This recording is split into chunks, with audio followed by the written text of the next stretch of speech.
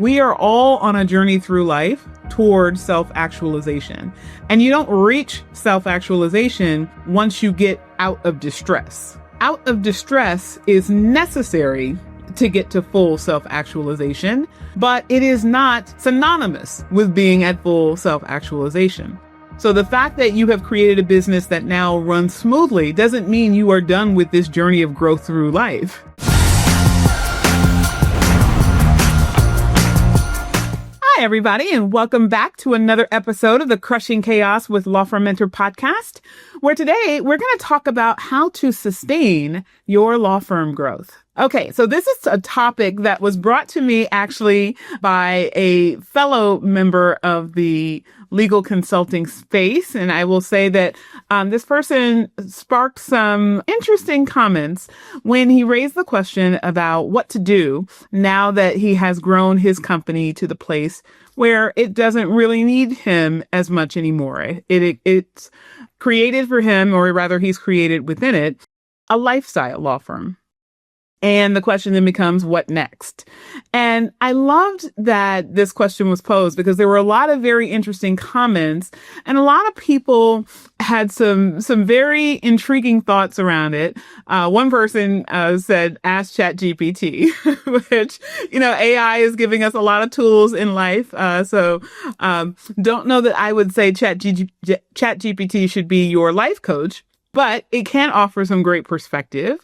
And there are some other ways that I think we can look at this topic through the lens of the answer that I gave to the post. So I won't read to you the full answer to the post. I will just share some of the highlights. But before I do that, for those of you that are watching us here on YouTube, please do subscribe to the channel so you can get more updates contemporaneously when we release our episodes. And of course, get access to more information about our retreats, our business coaching, and a host of other resources we have available to help lawyers to grow law firms.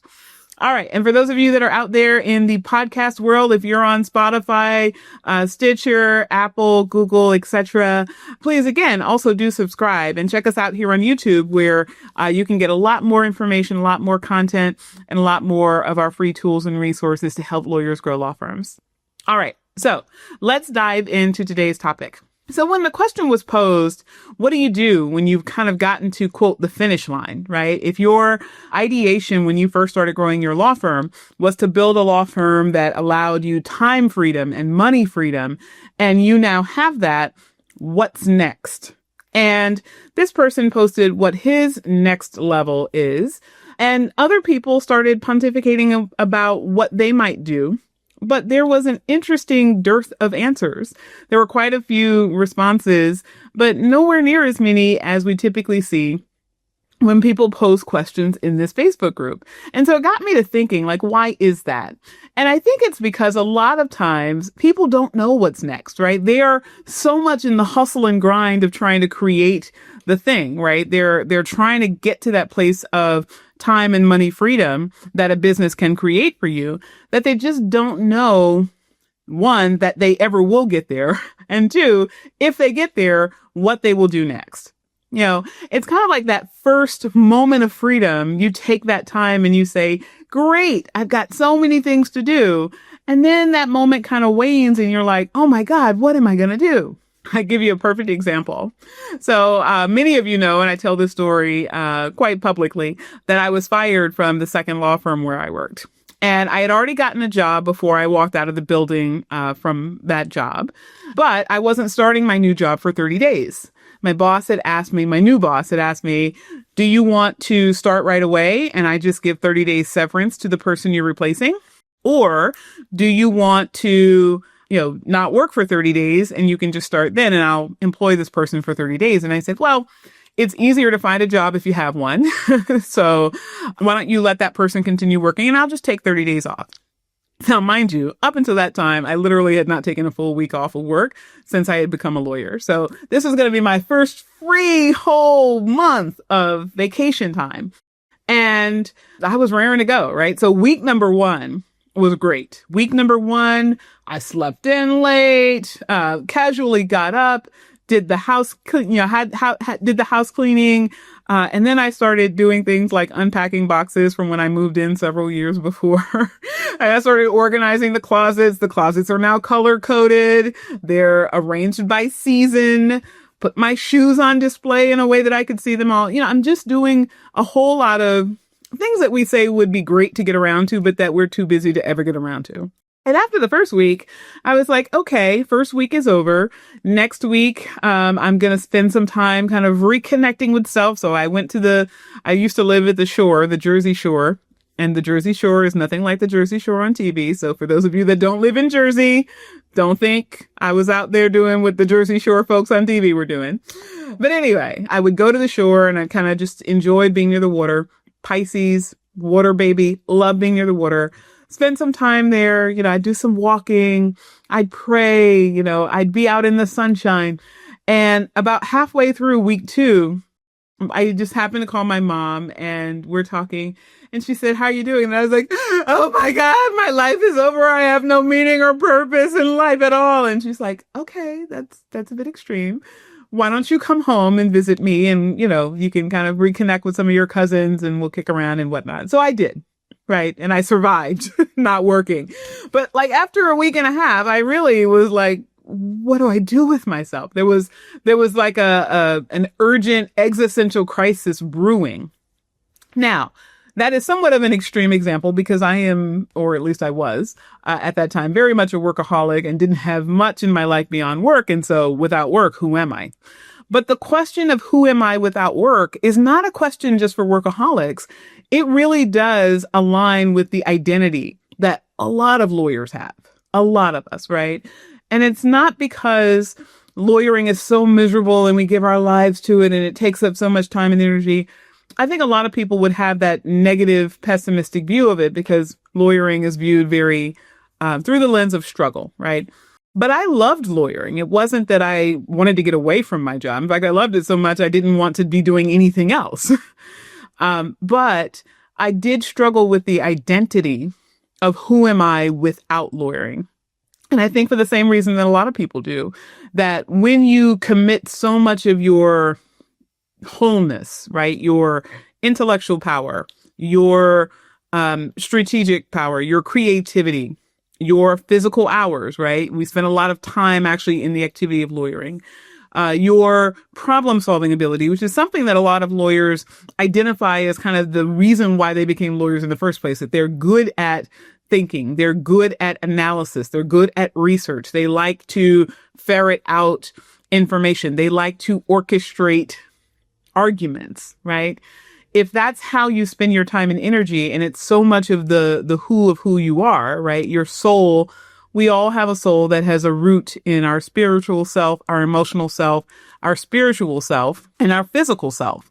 And when so much of yourself is in the intellectual plane and you spend your work hours doing work in the intellectual plane, when you contemplate not doing that work anymore, there oftentimes can be a crisis, which, by the way, is the reason why a lot of law firm owners really struggle with even shifting out of lawyering and shifting into doing the work of building a business.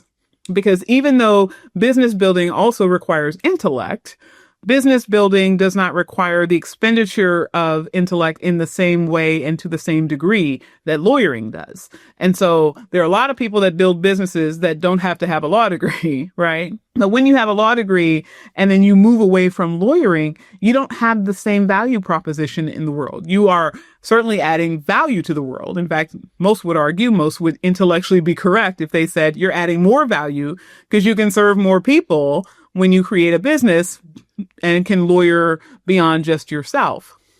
But you are also stepping away from what is your zone of genius, what you are known for, and what you are tied to. And so for a lot of lawyers with that struggle, the question of what's next is something that without even knowing it, they avoid. And we often see a pattern of self-sabotage that seeps in where you have built the business and the business is growing, right? And of course, we know growth is not straight, right? It goes through ups and downs. You have peaks and surges, and then you have plateaus. And sometimes you have a little retraction, right? You have up and down, and you're kind of going all around to get to that pinnacle at the top. But even as we do that, even as we see that business is not straight up, we generally see we go down a little and then we go up again, and then we go down a little and then we go up again, right? And there's enough continuous growth, a continuous trajectory upward, that we see ourselves in the mode of growth. And then all of a sudden we hit like a wall, right? There's just like an upper limit that we get to that we can't get through. And for a lot of lawyers, they see that as a cosmic sign that they should stop growing, right? God is telling me I have grown enough. That'll be kind of the unspoken messaging. Or I am now having all of these challenges now that I've arrived at X million dollars, right? I got a $5 million law firm, and now all of a sudden, every problem is 10 times worse than it was when I was smaller. And I can't seem to get through one problem without another problem coming up. And every person I deal with has some type of challenge that pushes me and forces me and frustrates me. And I'm not happy with the company that I've created. And that narrative gets rehearsed in our mind over and over again. And then we start seeing real crisis, right? We get to a certain point and it's, oh no, it is because I am this size that I'm having these problems, right?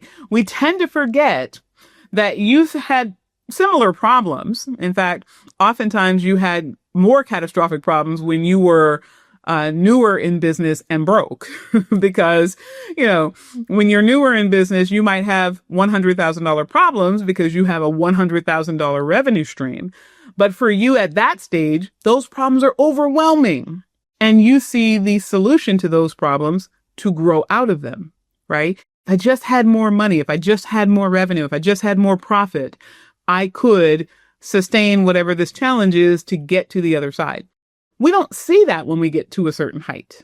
It is harder to see that because once you start having ease in business, right? Once you start living the life, once you start being able to sleep in and roll into work around 11 and maybe leave at 2, and maybe that's 2 or 3 days a week, or you start whatever your hours, you start coming into work, your work runs relatively seamlessly.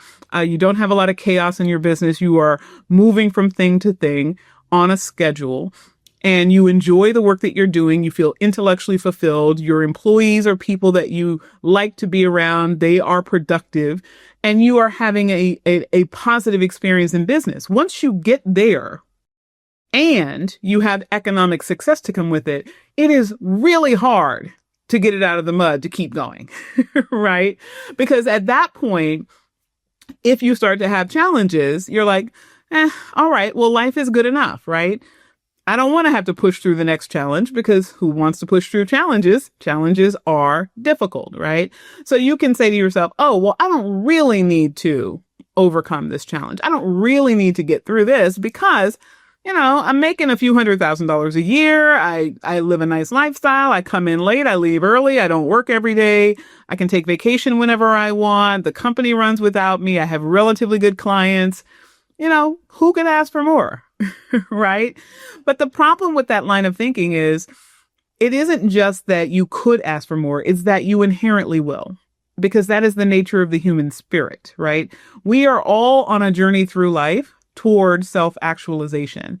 And you don't reach self-actualization once you get out of distress.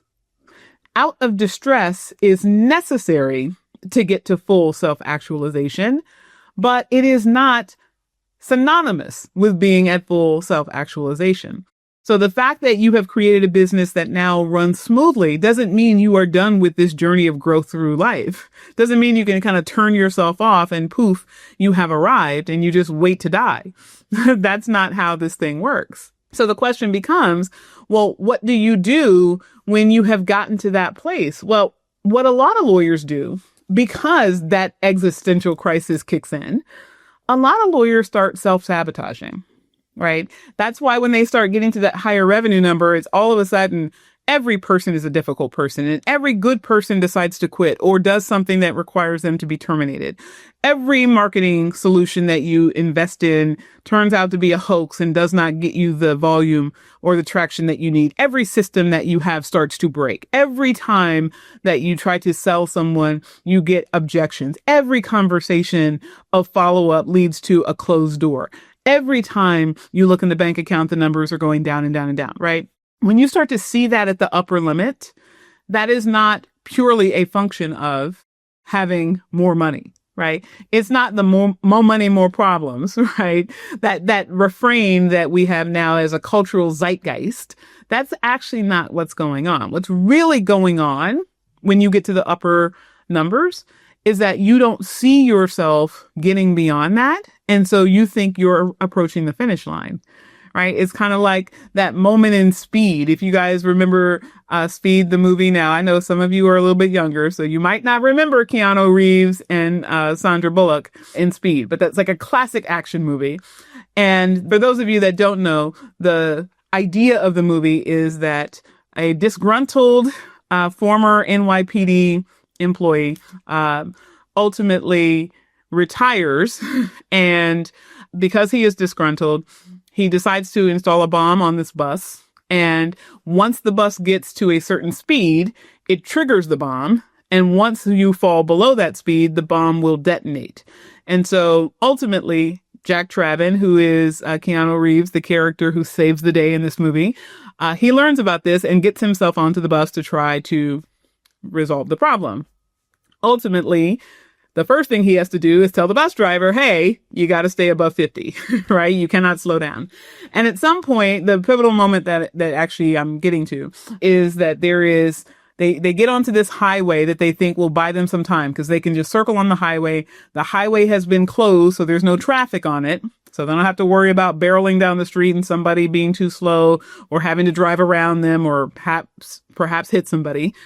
So they get the people to a place where they can, give themselves some time to think through the problem, only to find that a big gap in the highway exists only a few miles down the road. And so they're barreling ahead at 50 miles an hour and they're about to hit a place in the highway where there's no road there, right? So it's, they come up with a strategy to deal with that. I won't tell the rest of the story. For those of you that haven't seen the movie, check it out. I do not get any type of sponsorship credit for this. I just happen to love that movie. And it's the perfect illustration of what we're talking about. But there's a gap in the road, right? That gap in the road then causes the immediate thought of we have to slow down because there's a gap in the road. But oh, wait, we can't slow down because there's a bomb, right? That's kind of the never ending struggle that lawyers create when they see we're about to come to the end of the road, right? When they think we're about to come to the end of the road, what happens? We're about to come to the end of the road. That means we need to slow down, right? That instinct to try to self-preserve one's way to avoid the end of the road is a natural instinct because you don't want what we all perceive is going to happen, which is what would have happened in Speed. If we slow down and we get to the end and there's no road there, we just fall off the end. But what was the solution?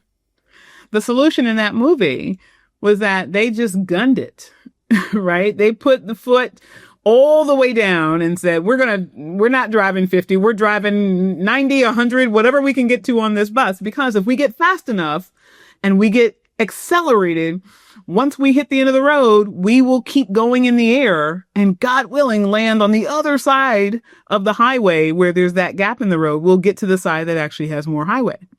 And that's what happened. They survived. But there's a whole lot of lawyers that don't survive. What they do is they stop at the proverbial end of the road, or they fall off the cliff, right? So falling off the cliff in the law firm growth sense means that you will start to do things, start to have challenges where you just say, I'm done with this law firm growth thing. This is for the birds, right? And, we go work for another law firm. We close up shop, choose to leave our profession altogether.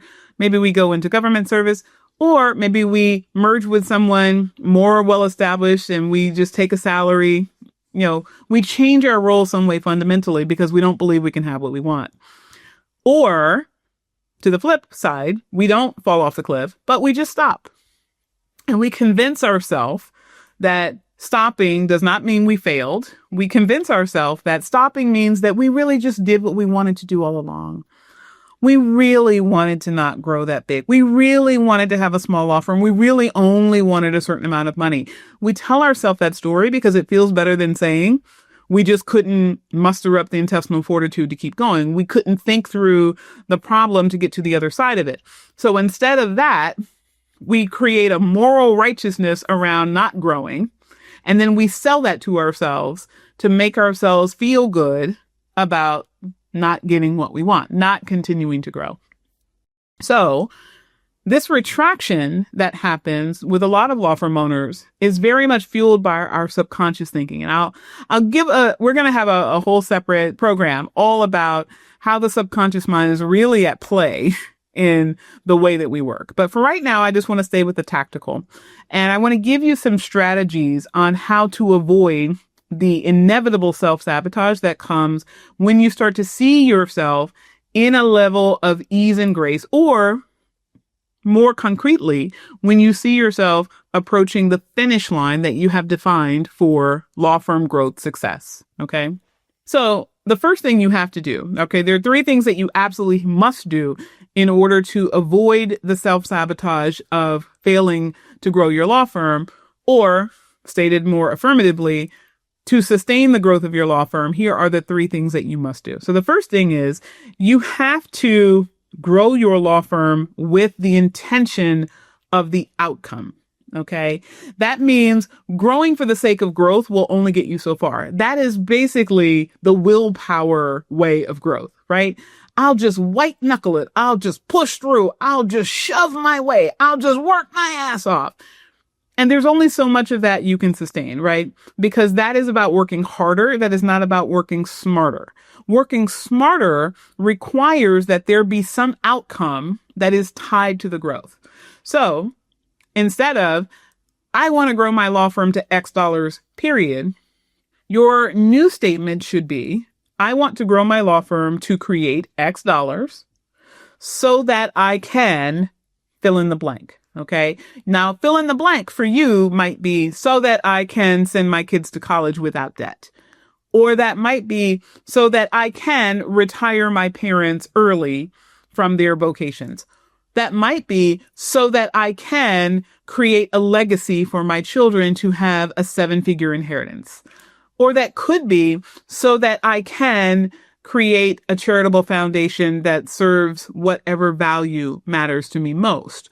Whatever it is, don't judge the blank, but you need to have something in that blank in order that your mind does not create the idea that growth is for the sake of growth. Okay. People don't get up early and stay late for the joy of getting up early and staying late. Okay. There's always something on the other side, some career achievement, some psychological advantage. Could be something that you conceive of as petty. It could be so that I can show all those people that told me I couldn't do it that I can do it. Okay. There's a whole lot of people that create a whole lot of great things in life simply because they want to show somebody else that they can do it when they were told they couldn't.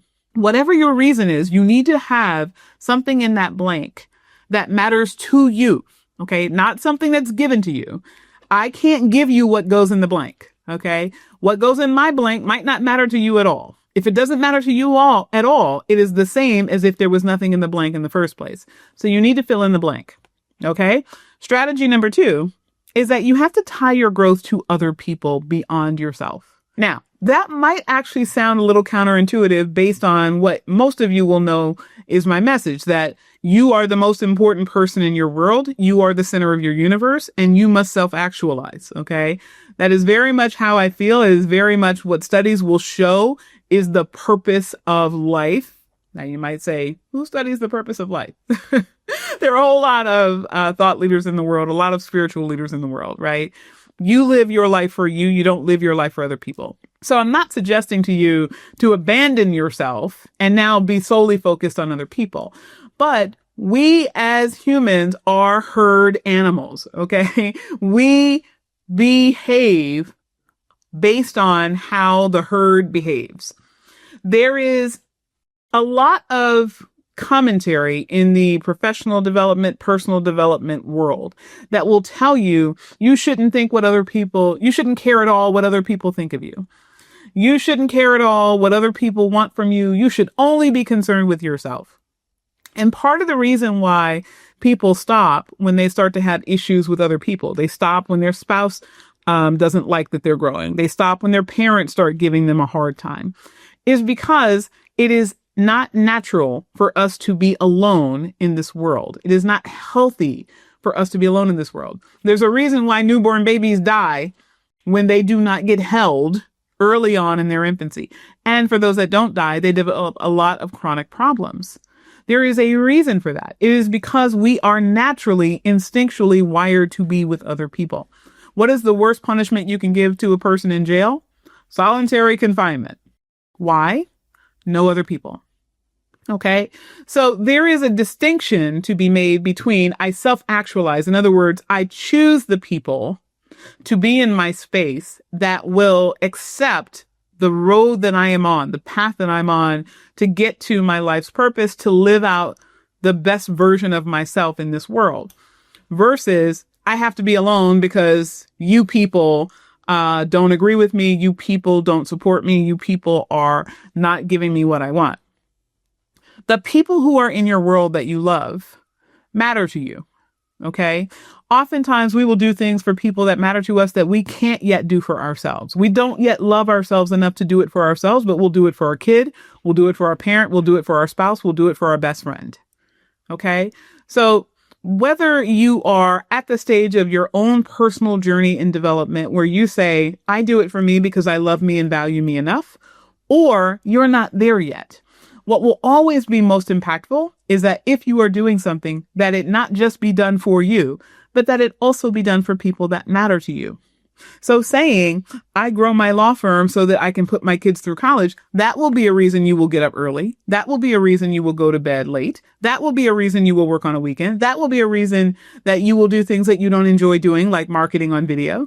Right? You will get it out of the mud for others. And when you start to see the benefit to others, that in and of itself is a benefit to you because you love those people. But before you get to the place of doing things purely for yourself, right, which you have every entitlement to do, you will oftentimes find that motivation for others in a way that you won't just for yourself. Okay. Now, the third strategy is one that requires the most challenge and will be the most difficult. Okay. This is dreaming up your next level. Okay. That is required in this process of sustaining the growth of your company, because when you dream initially, when most people find us here at Law Firm Mentor, they come to us and they say, life is pretty shitty in my world right now, right? Law firm is just not doing what it needs to be doing. The math ain't mathin'. I don't have enough money to pay my bills. I can pay my bills, but I can't pay them on time, and I can't pay them early, and I can't pay them in full. I don't have the time that I want. I work like a slave. I start my days early. I end my days late. I never know what's going to happen in my days. My days are filled with chaos and frustration because I can't get to where I want to get to. I don't know what to do to get more clients through the door. I can't seem to get people to hire me when they come in. Every person hires me when they come in because they're personally referred, but I get nobody else that's not personally referred. Right? People will rattle off all the challenges and we will lay out a plan for how we can help them with the challenges. But in the short run, their major goal, the thing that's exciting to them, is still not usually the ceiling. It usually is just 1 or 2, maybe even 4 or 5 steps away from the misery that is where they started. And so we first have to get you out of distress to give you the ease and space to be able to dream without the propensity to jump back into things that don't serve you, right? So if you were America's Next Top Lawyer and you were the only lawyer lawyering in your company, and now you've hired a whole gaggle of attorneys, right? Gaggle of geese, gaggle of attorneys. You got a big group of attorneys, right? Now you're not necessary for lawyering. You might desire to lawyer. You might choose to lawyer, but without you lawyering, the bills still get paid. Everyone still makes payroll, right? We still have clients coming in. Clients are served. We're still ethically compliant. We're still meeting all of the needs of the business and the people that work in it and the people that are served by it. You're not as necessary, if necessary at all. Okay. Once you get to that point, you can take hours days, weeks, months, maybe even years, laying out for yourself the things that you truly desire. And sometimes we don't even allow ourselves the luxury of thinking about what we desire because we are in growth mode. We are so committed to getting out of the distress that we don't have time to think about what we want. What we want is the bills paid. What we want is no frustration in our day to day. Once we get there, it's kind of like, okay, I have lived so long solving the problems of an inept business that once I don't have it anymore, I don't know what to do with myself. And that's a great thing, right? That allows you to start really internally thinking, what is next for me? That can look like trying out new things. That can look like going to new places, right? Exploring new avenues. Some people have interests that they have never entertained because someone told them they were the wrong interest or someone told them you can't support yourself with that. Maybe you can support yourself with that. Maybe you don't have to support yourself with that because your law firm is doing the supporting. Maybe you can just choose to do that because you enjoy it, right? But where are you going to spend your time in purpose and on purpose? If you are spending your time in a purpose of growing for the sake of growing, that is going to peter out at some point. But growing for a definitive purpose in your life and in your business can allow you the opportunity to create much more for yourself, for others, and for every person that's served by your business. Maybe your purpose is just serving more people. And now you can grow larger, so you can do that, right? But it becomes a question of how are you going to do that? And that's something that we help people with here at Law Firm Mentor. But for all of you, I wanted you to take away from today's episode that there is something on the other side of getting to goal. And that does mean setting new goals that excite you, new goals that will give you an opportunity to become your best self, to self-actualize. But if you don't do that, you're going to head in the other direction, and that's pretty scary.